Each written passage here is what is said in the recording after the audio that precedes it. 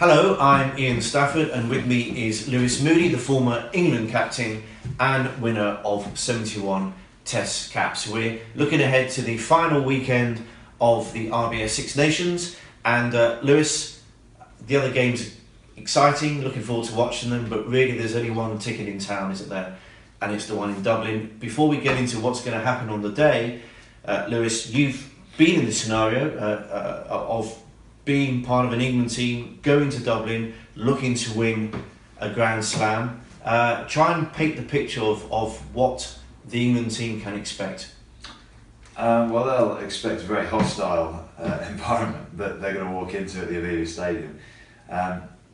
It's not a team, I don't think, England at the moment that buckle under pressure or are worried about playing away or at home. But playing in Ireland, the Irish certainly, when it comes to playing the English, take it that bit more seriously than any other game on their calendar. I played in 2001 in the game that was called off and postponed because of foot and mouth. It was a great opportunity for us to win a Grand Slam, and we got it wrong on the day. Whether it was because of a lack of training or games coming into it. That was very frustrating. And then in 2003 we went there very confident, a side that was on fire, akin to this Eddie Jones team at the minute, knew we were playing good rugby, knew we could beat any team away or at home. And we did, and we went out and beat Ireland by a considerable margin. And of course you had Martin Johnson's stand at the start of the game, which really set a tone for the whole match. But then I was involved in 2011 as an injured captain, watching from the sidelines, in another opportunity for us to win a Grand Slam, and we were again a little bit like rabbits in a headlight then, but we came in as a side that didn't have a great foundation in winning away from home. We were still up and down in terms of team selection, so that for me is why England go into this game in a solid position.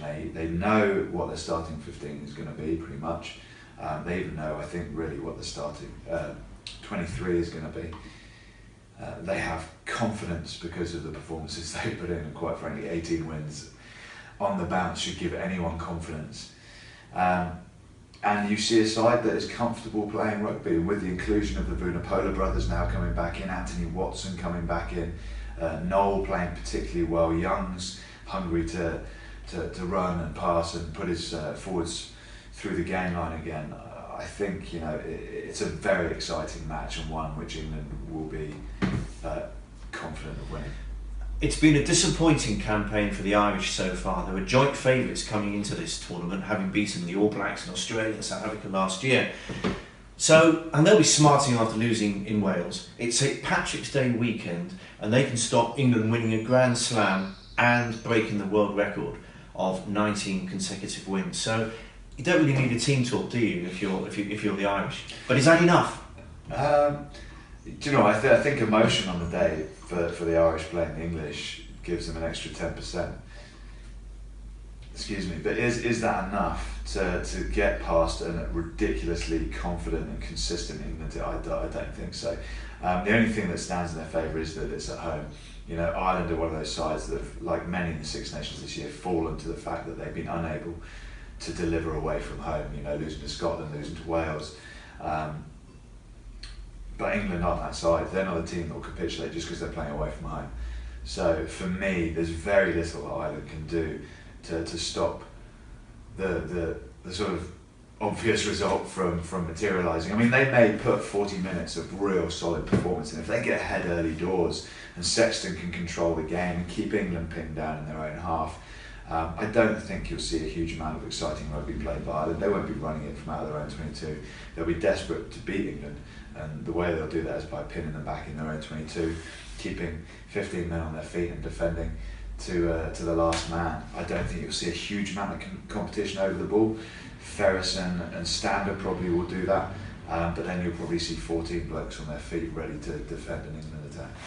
You mentioned the 2011 defeat in Dublin. You were the captain, but you weren't playing. I remember, because I was there, the most dejected celebrations of all time, because you were given this. You won the Six Nations title, yeah. So you were given the trophy, but of course you'd lost the last game and the Grand Slam. So I'm guessing, in fact I pretty much know, Eddie Jones within 10 minutes of England beating Scotland, would have said, you've won nothing, it's all about next week. It will be seen as failure if they lose on Saturday, and there's been very, very little celebrations up to this point.